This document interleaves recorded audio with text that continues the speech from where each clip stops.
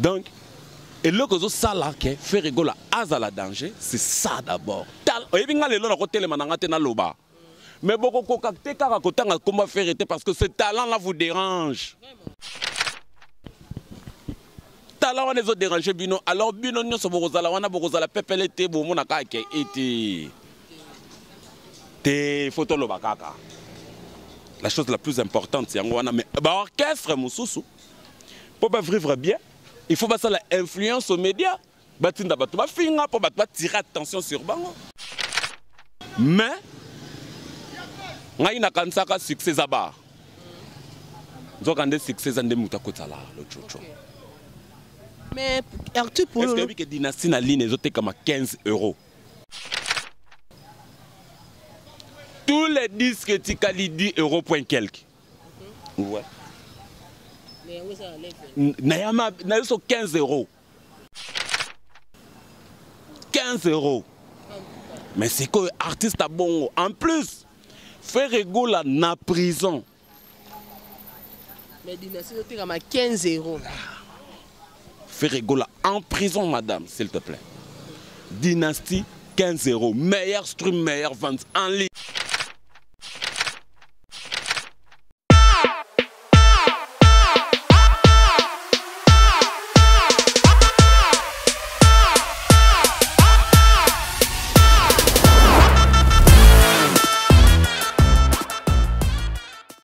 Abonnez-vous massivement sur notre chaîne en direct Juka Télé News.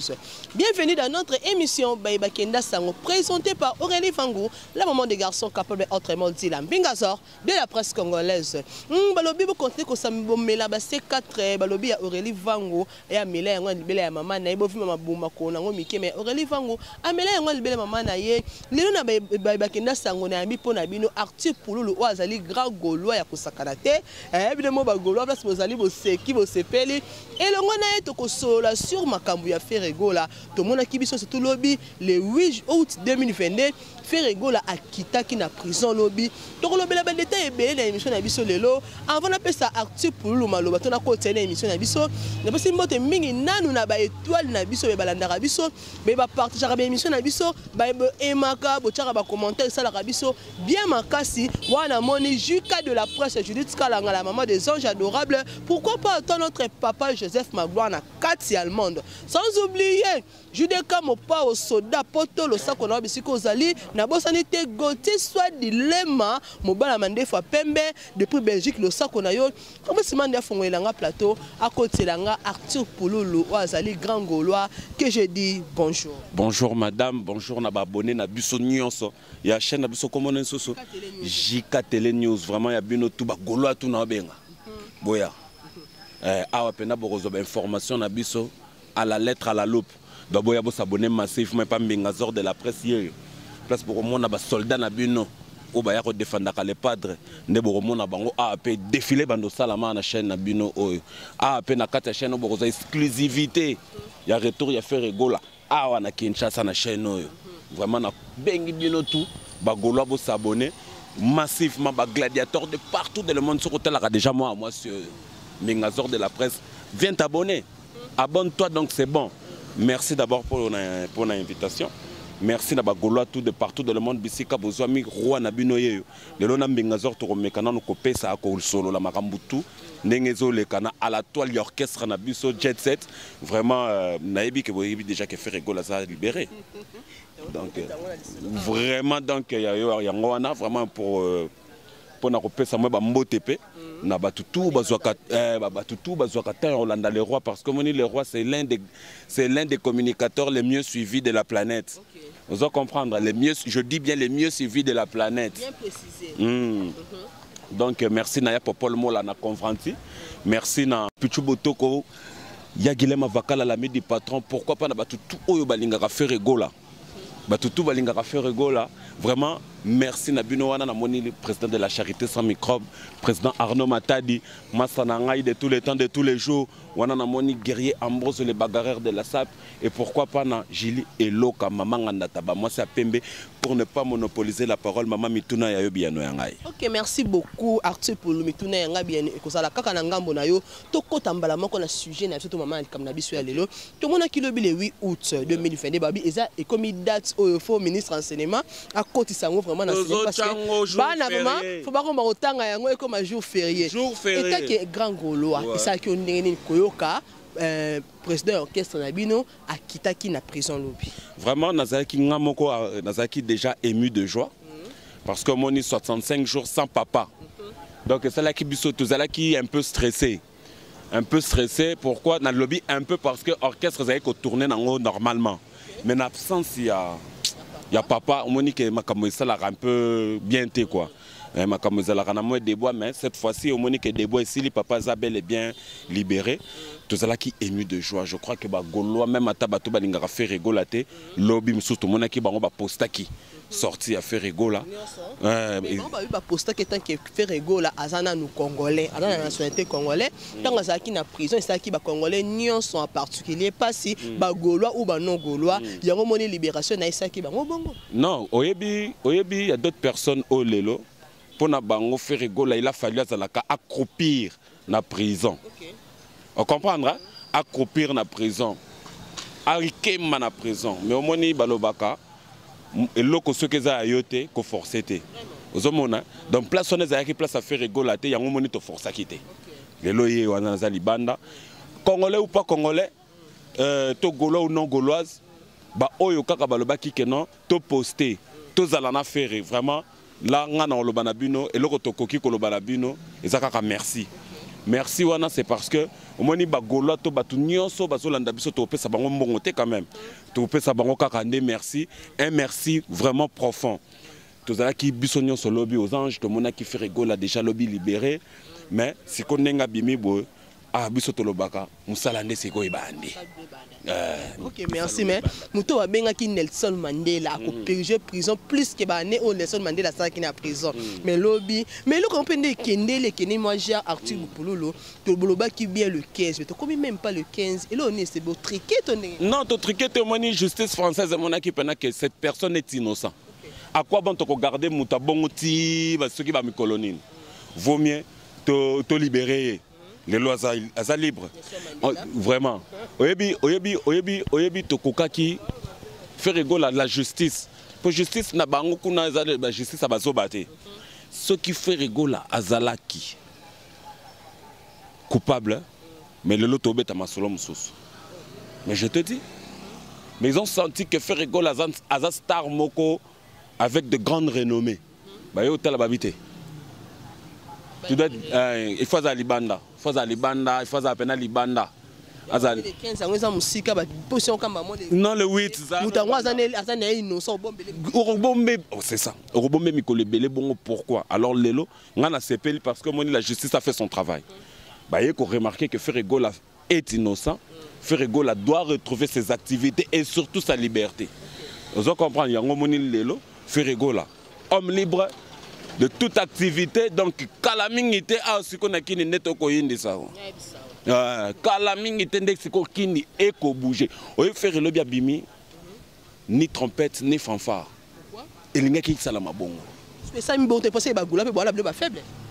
Biso to ngai bon. On a ni faire rigola bimi à part les réseaux sociaux, mais tout le monde silence absolu. Oui bon. Bon, et pas ni tout ça. C'est féliciter la vidéo le bito. Non, et pas ni que n'est bon. Faire rigoler outil place et s'engoter. Mais tant que tu passes à passer, à retrouver liberté, il fallait bosser. En plus, abîmer heure 6 heures. Heure de la journée. Abîmer 6 heures. Bah tu belé balali non, soupe ba outé qui mi sala balali. Faire rigoler pena a préféré qui ba o ba ko na activité na ba on tongo ba kende. Mais moi déjà je suis un homme libre. Kininde mboka banka. Rendez kitande awa. Mukolo faire ndako ya boko comprendre que faire ndé a danger. D'ici le peu là. Mais tu regardes quand on regarde. Na obenga opena minga zoriaka makambo eza tu faut toloba tokolobela même ba date tokopesa ngwa na ba date ba concert na ba date surtout y arriver à faire rigoler tokolobela ngwa ouais mais jusque là nous sommes pas encore permis nous avons encore des réserves jusqu'à ce que DG Paul Oyemoka koloba bon ça va faites ceci faites cela disait ceci disait cela wana ne pena te wana ne pena tokotomboka. Mais tout le monde a fait rigoler tant que na prison bat balé que surtout ndeko na biso ken piana ou aloba ikende on a bien plutôt mais ici na biso fait rigoler à combien qu'on peut ça semaine na kata prison yango le lazo liberté. Je ne pense pas que la liberté pour na mindele il faut ezala pour na sexe bat balanda biso balimbisa biso. La libération quand tu es condamné na poto mindele za pour na sexe tenda au libérer. Au moins parce que wana za déjà ils ont déjà une réflexion trop bas ya mutu pena zamaye l'état zazoba. Zolandanga. Or biso ceux qui balingi pena toloba. Biso a on a kin. Na kin. Là tozoloba makambo homosexualité dans le monde de la musique. Vous faites allusion à qui? Ah. Non, je ne veux aucune question par rapport à makambo ken piana zoloba. Donc il a fallu l'homosexualité pour faire la libérer. Mais bisogno son Congo. Na yebité ceux qui pena ba moka mususu. Ceux qui ba yebaka que quand on parle de l'homosexualité dans notre pays, dans le monde musical, on fait allusion à qui? Point d'interrogation. Point d'interrogation. On te linga ki to loba boye. Ken piana n'a pas le monopole yo loba. Biso tozana biloko mususu ceux qui to lobite bima. Alors pourquoi il passe à mon panty? Non, on a lobby. Azan a monopole na ye ya mwamuke mais n'a pas le grand monopole parce que besoin de toi on a ba bombe. Ngana ba s'attendre na bombe na kata. Eh kende kaka makambo ndenge zo kende la bon matin. Ah mutola mukamabe mtozwang. Ça non mbango na mone mo kina show na mo live na ki wadu mo bo. Te. Akola mukamabe jour wana. Ah non, yende to perquité. Il y a des percutés dans cela, il y a des subir les pots cassés. Donc vraiment, tout vous avez bien opposé. Le roi est déjà de retour. Le roi est libre, le tombeau vraiment vide quoi. Toi tu aimes Bakenda qui bat la tombeau. Moi je mauvais liban. Bakenda pena ba moni pena que maman n'a vide. Pour nanini bozoko luka mutabo moikati ya bawa. Yo ana fait rigola Jésus de Nianso. Vous comprenez que fait rigola. Azotambola penza na matambe ya ndoyi na Jésus Christ. Oh, en tout cas. La première preuve. La première preuve est celle-ci. Lettre lobby azotambola penza na matambe ya ndoyi na Jésus Christ. Première, l'humiliation. OK, l'humiliation. Pour faire rigoler Penda, en étant en prison, Penda a subi toutes sortes d'humiliations. Qu'est-ce que Ferregola n'a pas subi dans ce pays comme humiliation? Naba média, naba wapi. Il a fait la prison. Il y a un peu cet album de Nancy Mélodie beta pété et yo kana pété ils ont faillite. Nazoya wana place olingi to comment j'arriverai madame t'inquiète. OK. Ferregola en prison. Sauf que et loko kara Ferregola rosala kate za kakufa lelo assez quoi lobby. Mais sur le plan moral, c'était une personne morte. Mais ressuscité après 2 mois. Et Lelo, je vous dis, je te rejoins, je te dis ceci. Au moni Lelo, l'album, la musique à Congo, Dynastie est le meilleur disque. Ils ont stream collègue, disque banana mboko. Qu'est-ce que prouve? Ils ont internet, ils ont internautes, ils ont chroniqueuse, ils ont la boulot non investigation. Vas-y. Tokozonga no peut-être awa web sanga ki Arthur makambo web sakinga na chaki tembe mena moni biso to sala influence médiatique tembe tenga na bi qu'est-ce qui prouve mais yango na zolo banayo bato ba yebi makambo ba stream ba yebi makambo ba vente en ligne nenge sala maka bazolo ba yango bazo tchango même tina ba réseaux sociaux même bato snap est-ce que yebi que déjà Dynastie zo kende envoie ya disque d'or donc yango tozolinga ki fait rigola za libre. Bon, c'est comme Kamunini Ekoya. La structure surtout le but on a discouvert pas maintenant vie quotidienne tout le monde a na ba bar et tout dynastie zo kana. Non, biso to yebi ke biso to lutu le ka famo na bandala ba futa ka ba DJ mongo pour dynastie betate. Ouais. Tout le Kinshasa za ka bandal te actu pour le Kinshasa za 24 combien na ke oyebi centre ya culture na Kinshasa. Ya bandal. Centre ya culture. Miroir ya musique ya Congo ya bandal. Oui, tozana ba voisin na biso ba frère na biso ngiri bana ngiri mabele. Bangope danger. Tozu bande ko na biso ya Kasavubu. Bangope kitoko. Mais ce qui te le dit miroir. Vraiment bandal c'est le miroir de la culture na Kata Congo. Vous comprenez, hein? Mais nous avons subi cette injustice-là que n'a pas Bandal. Parce que vous comprenez que Bandal il peut s'appuyer. Que dynastie. Que dynastie est bétate. Combien pour la dynastie bêta? J'ai été surpris, je salue un frère d'Adimara, Mundela Beta. Tu sais que le place à Romela, moins copo. Tu sais que c'est un bilot qu'on est bêta raté. Je te dis, et les cas 3-4 fois. Mais, on a un succès là-bas. Nous avons un succès dans le Moutakotala, le Tchocho. Mais, Arthur, pour le. Est-ce que la dynastie na ligne est comme 15 €? Tous les disques Tikali 10 € point quelques. Ouais. Nayama, 15 €.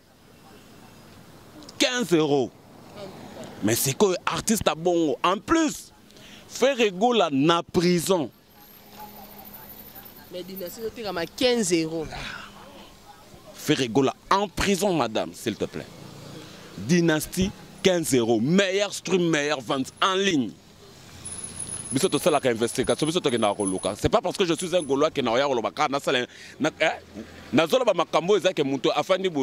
à jazz. Aki atali abiate ya solo. Vous comprenez? Banalisme bêtise mais ayebi quand même. Ayebi en soi ayebi. Yo kanti lelo makamba ken pira ba ko sala wana ba campagne de déstabilisation nyonso bazo sala wana. Yo kanti bazo sala ngoni. Bazo comprendre que faire rigoler c'est une valeur. La musique à Congo. Que ce qui a ça bah te belé bah survivre bah mona beauté à musique bah ça l'a raté. Donc il faut que toi anéantir chef ouana. Oui bi je veux te dire que faire rigoler on a posé bah luki bah tu vas interpréter bah nzé bah voix naé mais jusque là tu fais rabimi mutatika ko imiter voix faire rigoler. Azate. Parce que là on est salé bon. Faire rigoler yango na zoloba. Faire rigoler c'est une valeur, une très grande valeur. Là aujourd'hui les gens ont compris que faire rigoler pour disqualifier na makambo, il faut te nuire carrière naïe. Il faut te le dire n'importe quoi sur yé. Vous comprenez? Hein? Mais batba le romoko. Lelo na yebso le comme ça très capital. Oyebi na musique na biso. Ce que zalaka pour un succès. Pour na kolata mbongo peut-être faire rigoler c'est là. OK. Pourquoi? À cause de la pourquoi qu'on l'a tellement qui ça fait rigoler à ton. La nanga bien. Mais ello que zo bunde ça fait rigoler tina mokolo na lelo. Ya moko. C'est son talent.